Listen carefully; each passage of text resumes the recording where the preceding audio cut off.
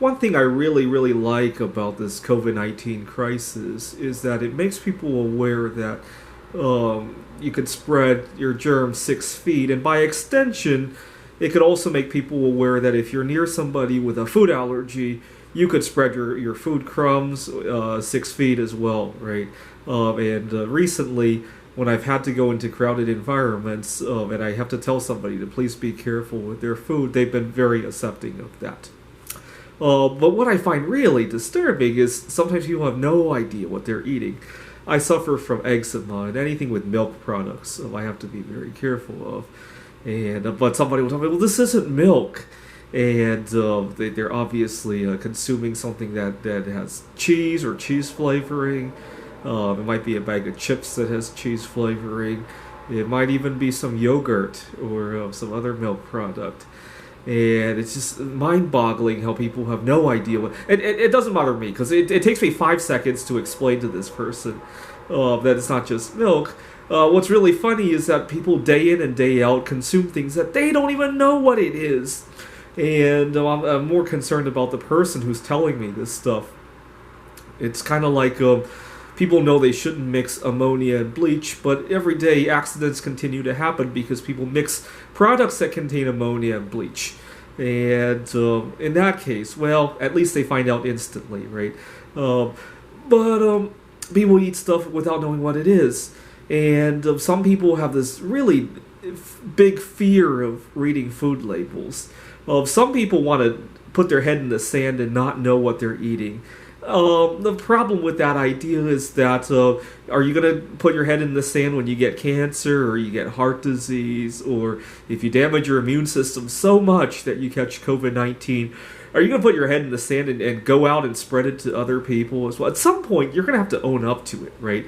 It might as well be easier to see what you're putting into your body and own up to it in that way, rather than end up in the hospital, right? Or 6 feet under, right? I think it's a lot easier to own up to it by reading the food label.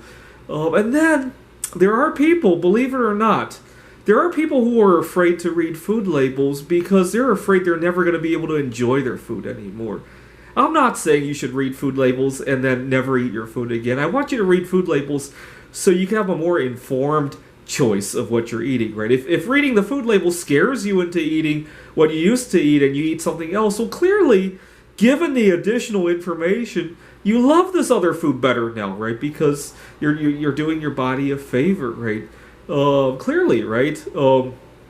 Even today, I still continue to educate myself. Earlier this year, you see, one of my favorite vacation destinations, obviously I couldn't go because of the COVID-19 problem, right? But I was musing about going back there after COVID-19 was over. But then there was a wildfire that spread radiation all over that area, right? So I continue to educate myself, right? Yes, it might make me more fearful of going there, but there's other places I want to go. And given the additional information, I want to go to this other place better now, right? It's the same thing with food, right? When I first learned that the dangers of drinking soda, which I quit overnight, believe it or not, it made other things taste better given the extra knowledge, right? I can always drink a soda if I want to, given additional knowledge that I might gain, right? Maybe next week I'll find out that there's some benefit to drinking soda. I haven't found that out. Or maybe something else might occur, right? Maybe I might get stranded with nothing else to drink but soda, right? That's a decision I'll make when it comes to that point, right?